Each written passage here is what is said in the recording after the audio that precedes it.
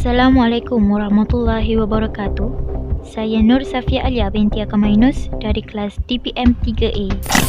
Baiklah, saya akan menerangkan mengenai pedofilia. Definisi pedofilia. Pedofilia ini telah berlaku sejak dahulu lagi, tetapi hanya tidak dinyatakan saja, definisikan atau dikaji dengan lebih dalam dan lebih formal sehingga abad ke-19. Ianya digelar sebagai pedofilia erotika yang kemudiannya dikenali sebagai pedofilia pada abad ke-20. Perkataan ini berasal daripada satu bahasa Greek iaitu paidos ataupun pais yang bererti anak. Seterusnya, adakah dikatakan sebagai kes pencabulan pedofilia ini? Pedofilia ini adalah salah satu kelainan seksual juga. Jadi orang yang melakukan pedofilia ini adalah dipanggil hefilia ataupun pedofili, yang bermaksud individu yang mempunyai minat seks yang utama atau eksklusif terhadap kanak-kanak yang belum baligh, berusia antara 11 tahun ke 14 tahun. Jadi mereka ini mempunyai kecenderungan dorongan seks terhadap kanak-kanak dan fantasi yang boleh mengganggu keadaan kanak-kanak. Mereka ini akan dikatakan akan mempunyai hasrat dan juga minat seksual terhadap kanak-kanak yang masih belum memasuki masa matang ataupun baligh di bawah umur 13 tahun. Hai, Assalamualaikum warahmatullahi wabarakatuh. Nama saya Nur Aisyah binti Jamaluddin. Saya dari kelas DPM 3B. Saya akan menerangkan tentang Islam merupakan agama yang mementingkan akhlak. Ciri-ciri etika pandangan Islam ialah keadilan. Prinsip ini perlu diterapkan dalam setiap individu kerana sifat adil ini meliputi elemen adil dengan pihak lain, tiada diskriminasi dan menjadi pemudah cara menafikan hak orang lain. Keadilan adalah prinsip yang perlu diterapkan dalam setiap individu, dalam diri setiap individu, terutamanya pemimpin berorganisasi. Dan sifat adil ini meliputi elemen adil dengan pihak lain, tiada diskriminasi dan menjadi pemudah cara dalam semua urusan dan tidak menafikan orang lain. Sifat adil ini juga dapat melahirkan individu yang prihatin, bertolak ansur dan menjalankan tugas bersungguh-sungguh. Yang kedua adalah amar ma'ruf nahi munkar. Amar ma'ruf nahi munkar ialah prinsip yang mengajar, menyuruh dan juga menyeru ke arah kebaikan.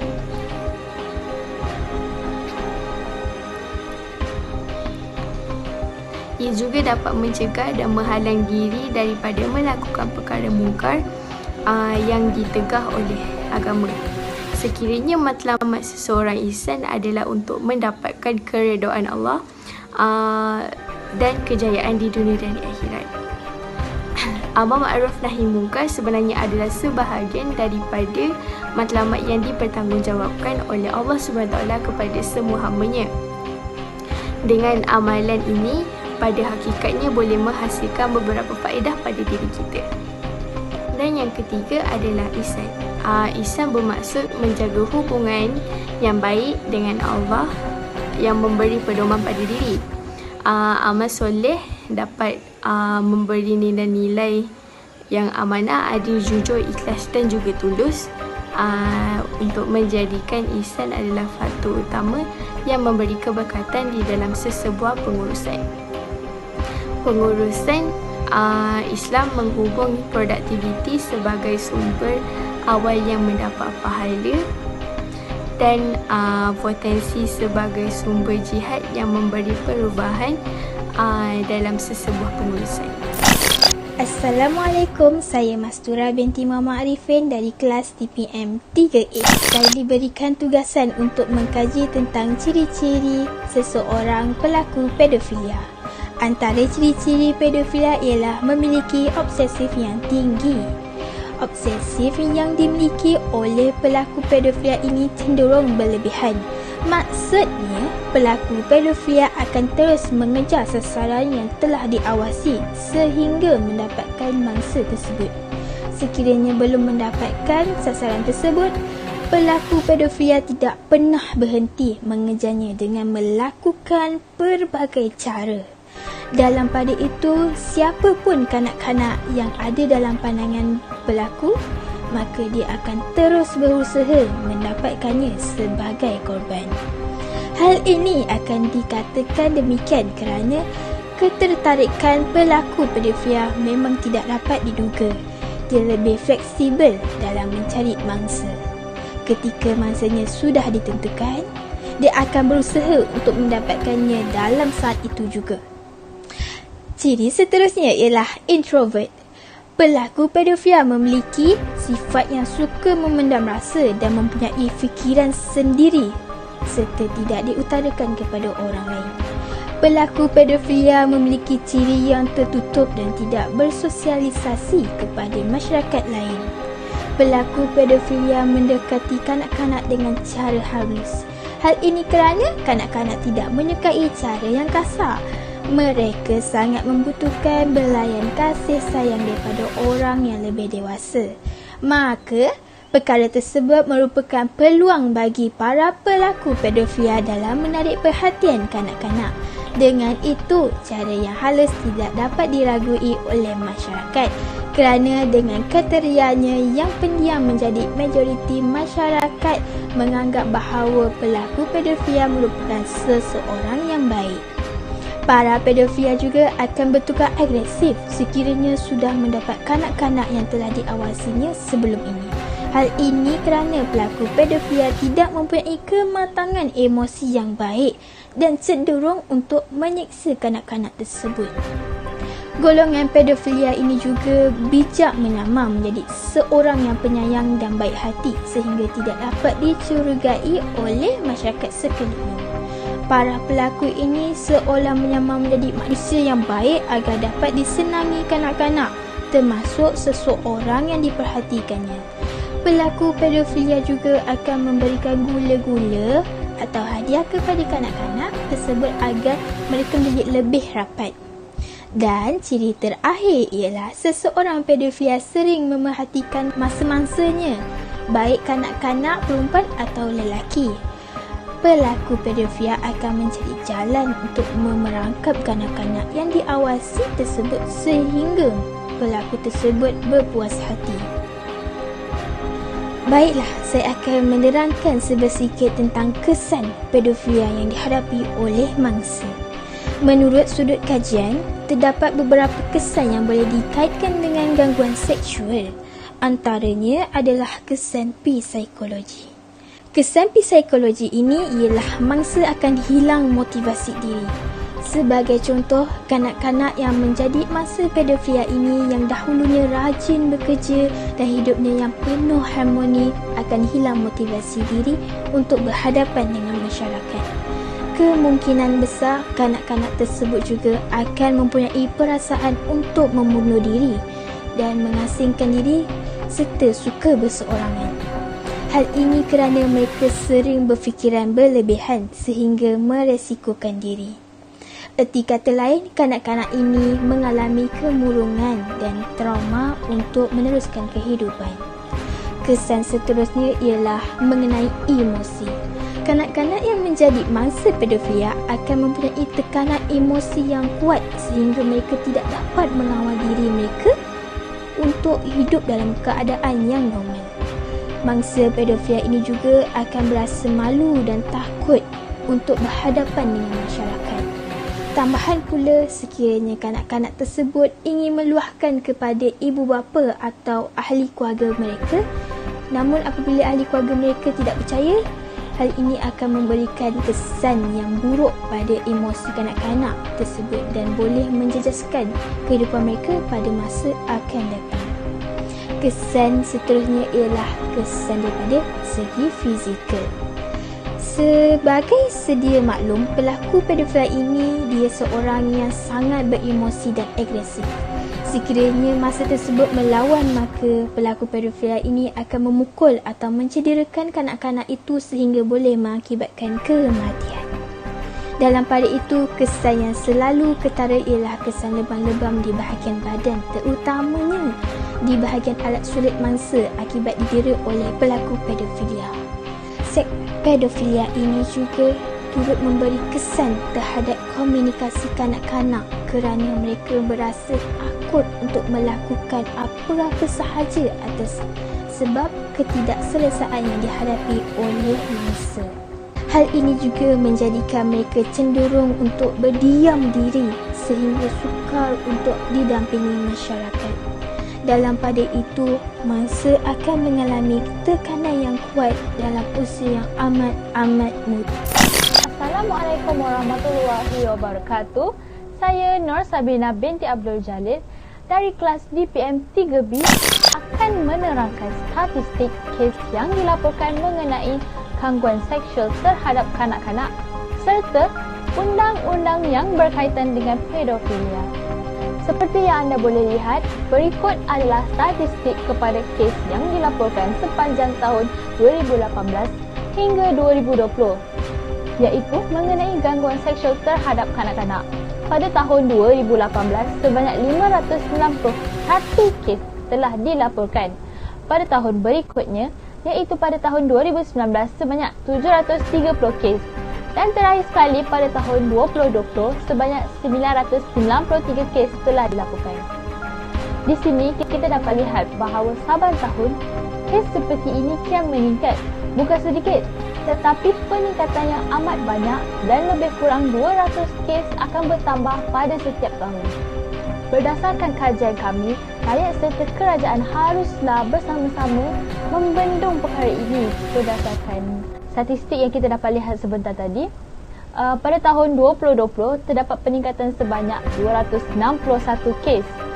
Dan peningkatan ini mungkin berpunca daripada tekanan yang mereka hadapi ketika sepanjang musim COVID-19 dan mereka terpaksa berkurung di dalam rumah. Ini baru saja kes yang telah dilaporkan. Sudah pasti terdapat kes yang belum dilaporkan. Perkara ini amatlah membimbangkan dan seharusnya dibendung secepat mungkin kerana kanak-kanak merupakan insan yang sangat lemah dan mereka tidak mampu berbuat apa-apa. Kadang-kadang mereka ketakutan jika diganggu. Namun apabila mereka diugut, mereka terpaksa berdiamkan diri. Oleh itu, perkara seperti ini perlu dibendung bermula daripada pemangsa dan pelaku. Statistik ini telah diambil berdasarkan daripada statistik Surah Akhbar Harian Mereka. Seterusnya, saya akan menerangkan undang-undang berkaitan dengan kes gangguan seksual terhadap kanak-kanak dan ia juga berkaitan dengan pedofilia. Berikut beberapa undang-undang yang telah dijumpai berdasarkan kajian kami. Yang pertama ialah Akta Kanak-Kanak 2001 dan Akta Kanak-Kanak Pindaan 2016.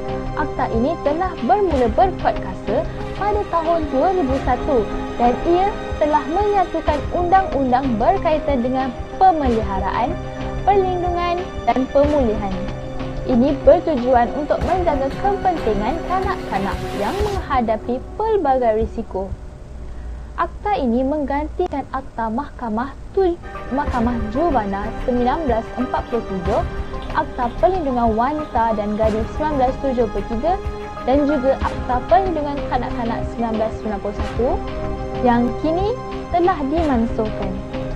Di dalam akta tersebut, terdapat 4 perkara utama yang dimasukkan di dalamnya, iaitu yang pertama ialah Daftar Kanak-Kanak, seterusnya Perintah Khidmat Masyarakat CSO dan seterusnya Penjagaan Berasaskan Keluarga dan terakhir sekali ialah kenaikan denda. Seterusnya akta yang kedua ialah Akta Kesalahan Seksual Terhadap Kanak-Kanak 2017 iaitu SOAC. Akta ini merupakan akta yang telah mula dikuatkuasa pada Julai tahun 2017 dan ini diperuntukkan untuk sesetengah kesalahan seksual terhadap kanak-kanak yang tidak diperuntukkan secara menyeluruh di dalam Kanun Kesiksaan atau Akta Kanak-Kanak. Sebagai contoh, penggunaan media sosial untuk menantun, grooming dan mencari mangsa kanak-kanak dan melakukan jenayah seksual terhadap mereka. Di kalangan kes-kes seperti ini, Yang paling menonjol adalah kes pedofilia British, iaitu Richard Huckle yang menyamar sebagai guru sukarelawan di Malaysia selama 9 tahun. Assalamualaikum, saya Syahsa Aida binti Syamsul Bahrin daripada kelas DPM 3B. Dahulu, negara kita pernah digemparkan oleh tentang kes jenayah pedofil asing yang membuat jenayahnya di Malaysia. Si penjenayah ini telah memilih kanak-kanak sebagai mangsa pemuas nafsunya, bukan dalam jumlah yang sedikit tetapi sangat ramai. Si penjenayah adalah seorang lelaki yang bergelar Richard Huckle yang berasal dari England, dilahirkan pada 14 Mei 1986 dan dia mempunyai rekod jenayah pedofil yang paling terburuk di Britain. Huckle telah merogot 200 lebih kanak-kanak yang beragama Kristian maupun Islam. Dia telah melakukan kerja ini sejak tahun 2000 sehingga 2014. Untuk pengetahuan anda, Huckle adalah seorang fotografer dan guru bahasa Inggeris secara bebas serta selalu terlibat dengan kerja amal secara percuma di Malaysia. Tambahan pula, dia telah menjadi penduduk tetap di Malaysia sejak tahun 2008. Ketika dia di Malaysia, Huckle telah tinggal di sebuah kampung dengan menjadi guru bahasa Inggeris. Pada masa yang sama juga, dia belajar di sebuah IPTS di Kuala Lumpur. Dikatakan perwatakan Huckle adalah seorang yang pendiam. Dia tidak banyak bercakap dan suka mengelak daripada bercakap dengan orang. Tetapi apabila dia dengan kanak-kanak, dia seorang yang sangat peramah. Semasa ini si penjenayah ini tidak kira mangsanya adalah lelaki atau perempuan maupun bayi, dan dikatakan Huckle mempunyai lebih 20,000 gambar kanak-kanak dan video dalam laptopnya. Huckle dia akan merekod segala aktiviti apa yang dia lakukan terhadap kanak-kanak itu dan akan diupload dalam dark web yang dikenali sebagai The Love Zone. Untuk pengetahuan anda, tujuan Huckle upload video pornnya ke dalam dark web adalah sebab untuk mendapatkan duit ataupun income daripada dark web itu. Jadi sesiapa yang lihat video tersebut, Huckle akan mendapat duit daripada situ. Pada 24 Disember 2014, Huckle telah ditahan oleh polis Britain. Pada masa itu, Huckle dari Malaysia hendak pulang ke England untuk menyambut Christmas dengan keluarganya. Huckle telah ditahan di airport Gatwick, London. Semasa ditahan oleh pihak polis, dia telah membawa laptop dan kameranya bersama. Daripada hasil siasatan tersebut, dalam laptopnya terdapat lebih 20,000 gambar dan video penderaan seks ke atas kanak-kanak. Semasa di dalam tahanan polis, Huckle dia telah dibebas dan diikat jamin oleh keluarganya. Namun, selepas itu dia telah mengaku bahawa dia telah melakukan kesalahannya itu. Selepas itu, keluarganya telah menyerahnya kembali kepada pihak polis dan dia telah ditangkap dan dituduh di atas 71 kesalahan jenayah kes cabul kanak-kanak. Kemudian, Huckle telah dijatuhkan hukuman penjara seumur hidup selama lebih kurang 25 tahun oleh pihak mahkamah. Semasa di dalam penjara, ramai banduan di penjara California benci dengan Huckle di atas kesalahan yang telah dibuat. Lebih kurang 3 tahun dalam penjara, Huckle telah mati ditikam oleh seorang banduan dengan pisau buatannya sendiri. Assalamualaikum, saya Siti Nur Hamizah binti Muhammad Rabi daripada kelas DPM 3B. Saya akan membentangkan mengenai punca-punca dan juga solusi untuk golongan pedofilia ini. Pertama, kita masuk kepada puncanya. Punca yang pertama ialah kemudahan untuk mengakses ke laman web pornografi. Perkara ini memberi peluang kepada golongan pedofilia untuk mendapatkan video-video kanak-kanak. Hal ini menyebabkan individu tersebut tidak dapat mengawal nafsu mereka. Justru itu, golongan pedofilia ini mula mencari mangsa untuk menempiaskan nafsu mereka. Punca yang kedua ialah kurang kesedaran oleh ibu bapa tentang jenayah pedofilia. Segelintir ibu bapa membiarkan anak-anak mereka bermain atau bermesra dengan sesiapa sahaja kerana memikirkan orang dewasa tersebut bersifat penyayang terhadap kanak-kanak tersebut. Namun, tanpa pengetahuan ibu bapa, itulah taktik seorang pedofilia sebelum melakukan jenayah. Mereka akan menarik perhatian kanak-kanak agar kanak-kanak itu selesa dan suka dengan mereka. Dan perlahan-lahan mereka akan menarik anak tersebut untuk bersama mereka untuk melakukan hubungan seks. Punca yang seterusnya ialah tidak mempunyai atau tidak memiliki pergaulan yang sihat. Pedofilia ini boleh terjadi jika seseorang individu itu tidak memiliki atau tidak mempunyai pergaulan yang sihat dalam kehidupan seharian mereka. Mereka lebih menggemari duduk bersendirian dan tidak bergaul dengan mana-mana individu yang lain. Oleh itu, individu yang lain tidak mampu untuk membimbing atau memantau kehidupan harian mereka yang menghadapi pedofilia. Contohnya, keluarga yang merasakan anak-anak mereka sihat tanpa perlu dibimbing dan dipantau pergerakan, pergaulan ataupun perbuatan mereka sewaktu mereka sedang bersendirian ataupun bergaul. Punca yang keempat ialah sejarah seksual semasa kanak-kanak. Sesetengah kes, kewujudan tarikan seksual terhadap kanak-kanak adalah disebabkan oleh sejarah mereka. Di luar negara, terdapat bukti yang mencadangkan bahawa kanak-kanak perempuan yang terdedah kepada hubungan seks akan cenderung untuk membesar sebagai penagih seks. Manakala kanak-kanak lelaki akan berkemungkinan menjadi pedofil. Tambahan lagi, jenayah seksual kanak-kanak mempunyai kadar yang lebih tinggi berbanding jenayah seksual terhadap orang dewasa. Hal ini menguatkan lagi pandangan bahawa sejarah perniagaan seksual semasa kanak-kanak mempunyai kaitan yang tinggi terhadap kewujudan pedofilia. Pada tahun 2014, terdapat sekumpulan pelajar telah membuat kajian di Malaysia dan mereka mendapati bahawa penjenayah seksual terhadap kanak-kanak mempunyai perbezaan yang ketara dengan penjenayah bukan seksual dalam konteks pengalaman menjadi mangsa perniagaan seksual semasa kanak-kanak.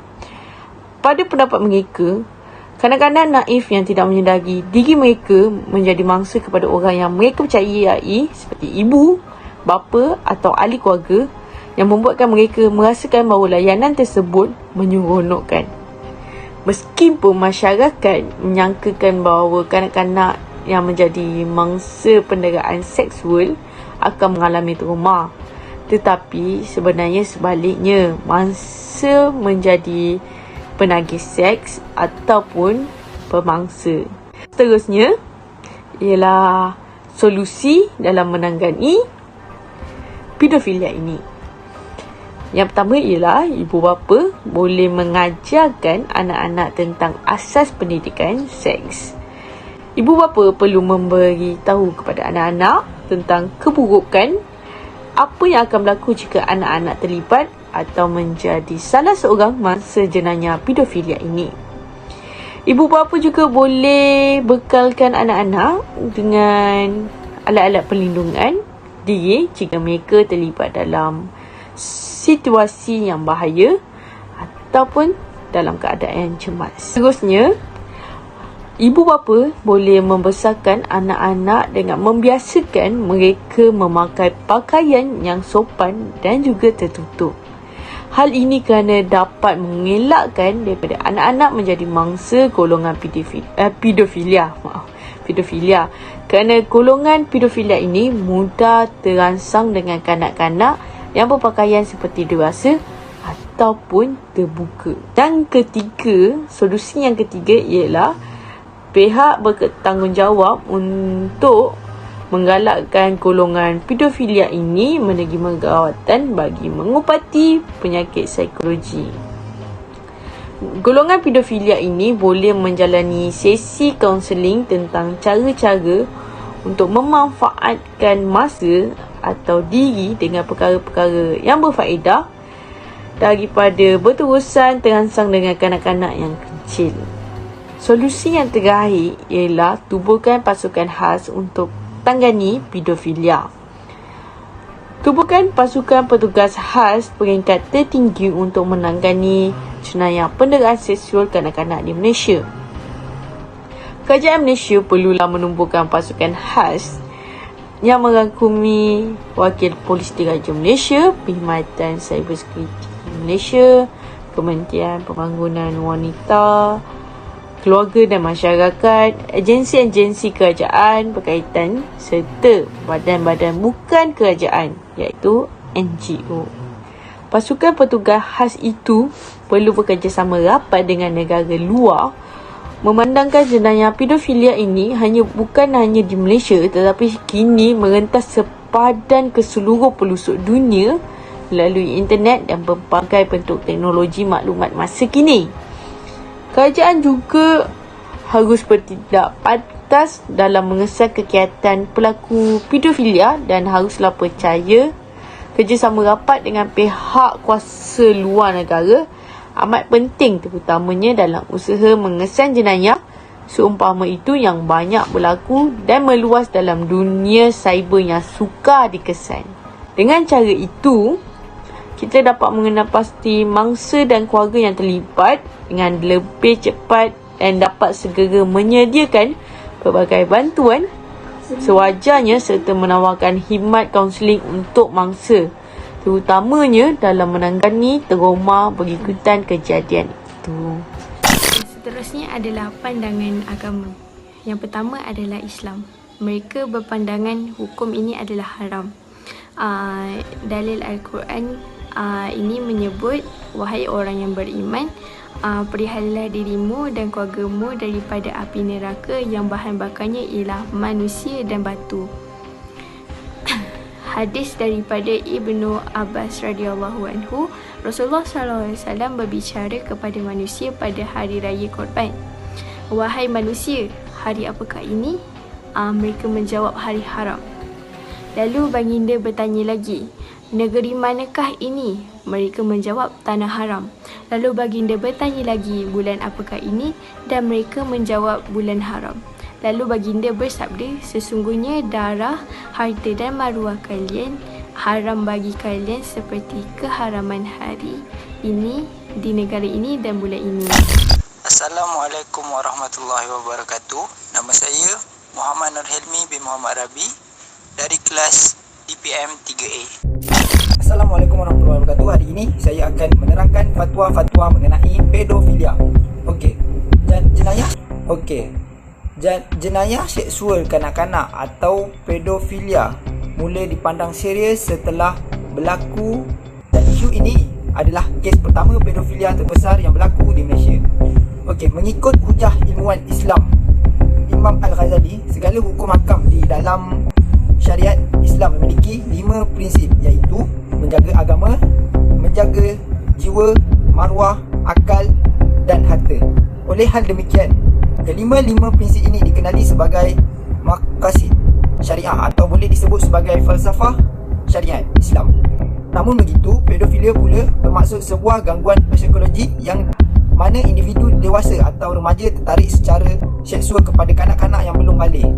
Justru itu, segala perkara yang mendorong salah laku seksual terhadap kanak-kanak bawah umur termasuklah merogol, meraba serta dalam bentuk ucapan ataupun menonton pornografi kanak-kanak yang dapat merangsang syahwat jelas bertentangan dengan prinsip maqasid syariah.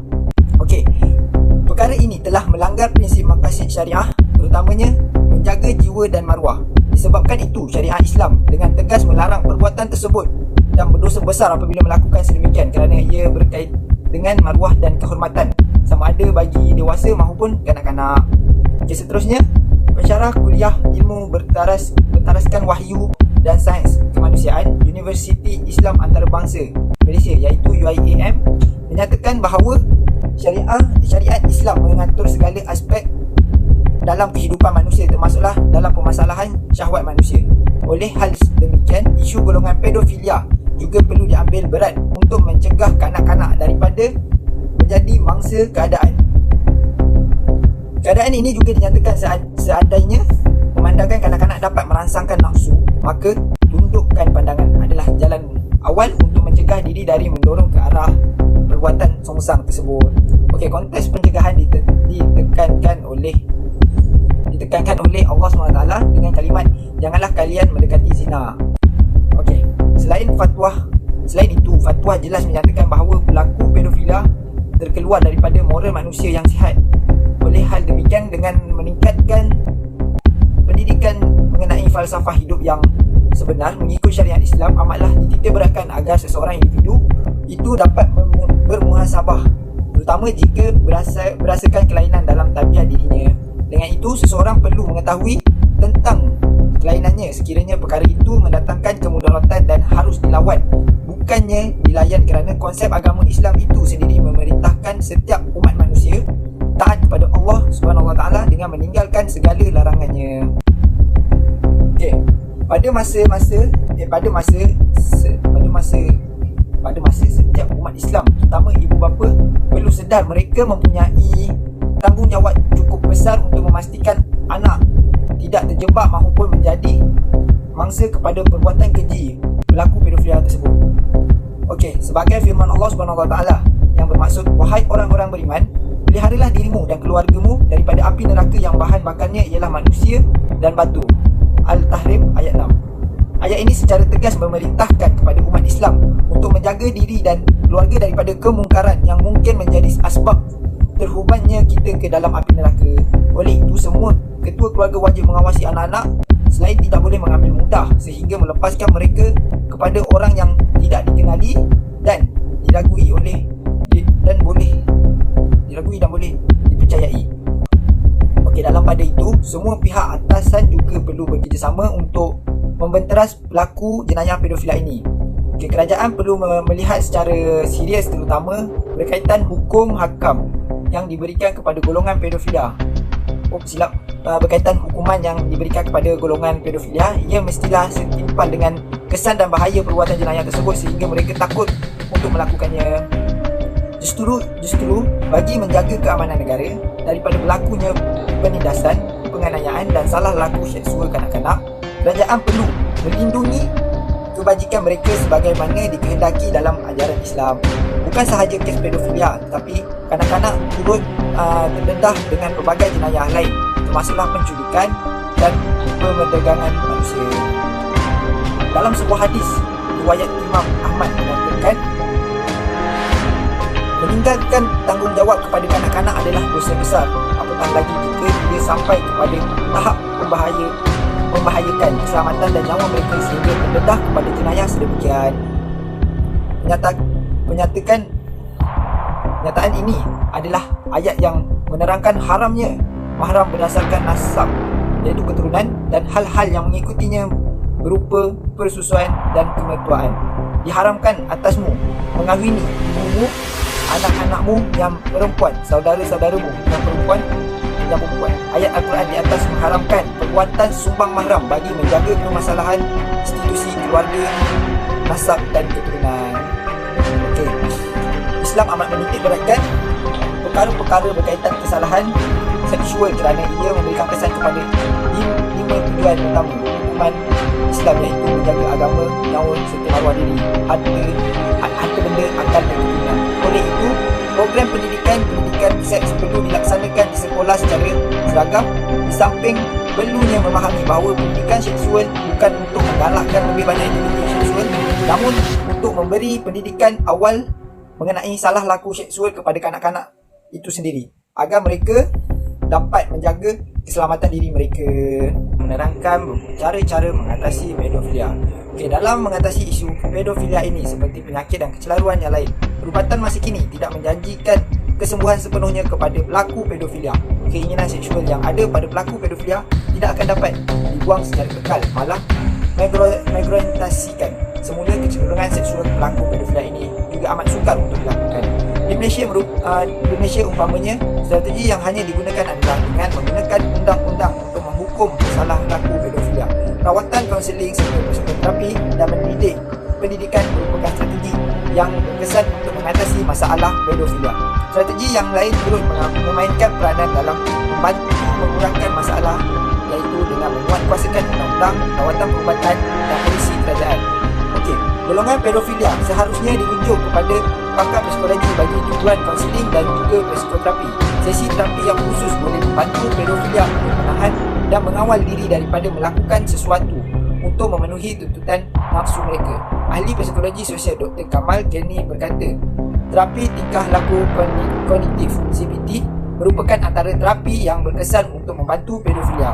Objektif utama terapi adalah mengurangkan risiko pedofilia melakukan jenayah seksual dengan cara perstrukturan kognitif. Secara tidak langsung, proses ini dapat mengubah sedikit demi sedikit pemikiran, tingkah laku dan keinginan pedofilia untuk melakukan hubungan seksual bersama kanak-kanak. Terapi tingkah laku kognitif (CBT) dilakukan dengan cara latihan mengawal diri dan mengubah cara berfikir serta tingkah laku seseorang.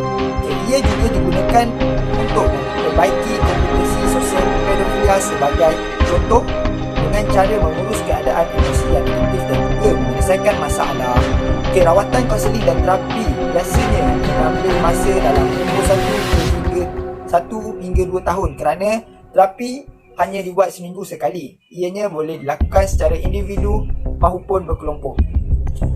Okey, kejayaan strategi ini bergantung kepada sejauh mana pedofilia bersifat terbuka dan ingin berubah dan juga kesungguhan dan kepakaran pakar psikologi yang membantu.